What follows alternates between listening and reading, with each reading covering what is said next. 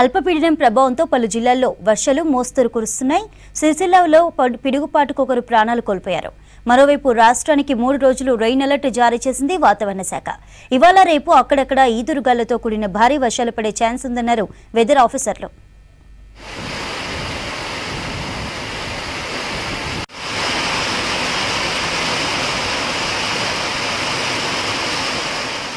పశ్చిమ బంగాళాఖాతంలో ఏర్పడిన అల్పపీడనం కారణంగా రాష్ట్రంలోని పలు జిల్లాల్లో మోస్తరు నుంచి భారీ వర్షాలు పడుతున్నాయి. రాజన్న సిరిసిల్ల జిల్లా వ్యాప్తంగా పలు ప్రాంతాల్లో భారీ వర్షం పడింది. ఈదురుగాలులతో కూడిన భారీ వాన కురిసింది. ఈదురుగాలులకు వృద్ధులు, చిన్నారులు తీవ్ర ఇబ్బంది పడ్డారు. వేములవాడ పట్టణంలో ఆలయ పరిసరాలు జలమయమయ్యాయి. వర్షంలోనే బద్దిపోచమ్మ అమ్మవారికి బోనాల మొక్కులు చెల్లించుకున్నారు భక్తులు.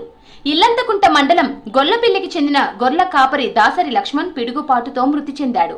పక్కనే ఉన్న మరో వ్యక్తికి తీవ్ర గాయాలు అయ్యాయి.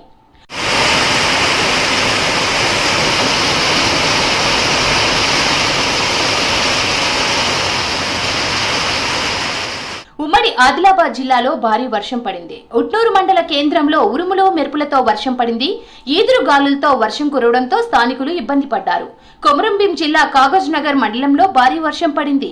2 గంటల పాటు పడిన వర్షానికి రోడ్లు జలమయమయ్యాయి.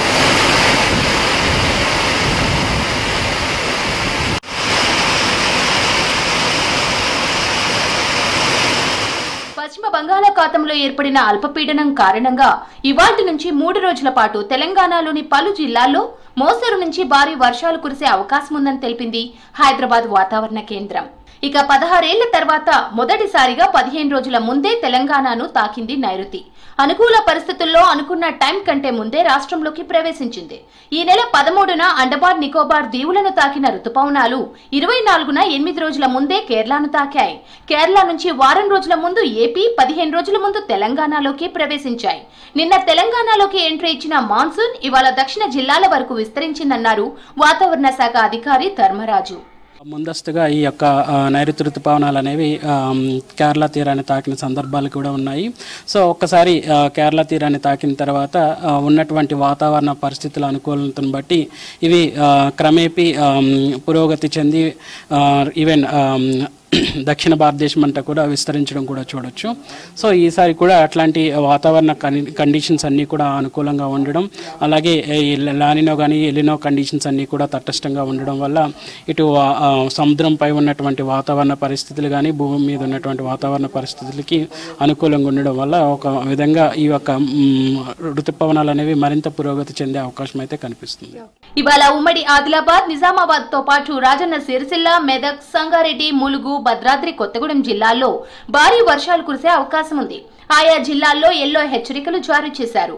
మరోవైపు సముద్ర మట్టానికి 7 కిలోమీటర్ల ఎత్తులో ఉపరితల ఆవర్తనం కొనసాగుతోందని, ఎత్తు పెరిగే కొద్దీ దక్షిణ దిక్కుకు వాలి ఉందని వాతావరణ శాఖ తెలిపింది. ఋతుపవనాలు అనేవి ఇటు మహబూబ్ నగర్ జిల్లాల వైపు, దక్షిణ తెలంగాణ జిల్లాల వైపు విస్తరించాయని చెప్పొచ్చు.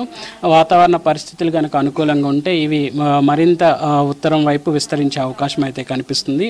ఇటు తెలంగాణలో మహబూబ్ నగర్ వైపు, ఇటు ఆంధ్రాకు వచ్చేసరికి కావలి దాకా ఇవి నైరుతి ఋతుపవనాలు అనేవి విస్తరించి ఉన్నాయి.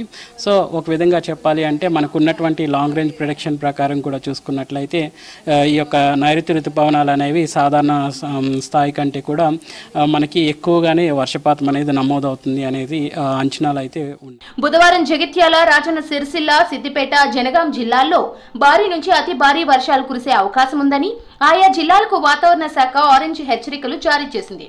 గురువారం ఖమ్మం, భద్రాద్రి కొత్తగూడెం, ములుగు, జయశంకర్, భూపాలపల్లి జిల్లాల్లో భారీ నుంచి అతి భారీ వర్షాలు కురిసే అవకాశం ఉన్నట్లు తెలిపింది. గంటకు 40 కిలోమీటర్ల నుంచి 50 కిలోమీటర్ల వేగంతో ఈదురుగాలులు వీచే అవకాశం ఉన్నట్లు పేర్కొంది. రాగల 3 రోజులు గరిష్ట ఉష్ణోగ్రతలు సాధారణం కంటే 5 నుంచి 7 డిగ్రీలు తక్కువగా నమోదయ్యే అవకాశం ఉందని తెలిపారు వాతావరణ శాఖ అధికారులు.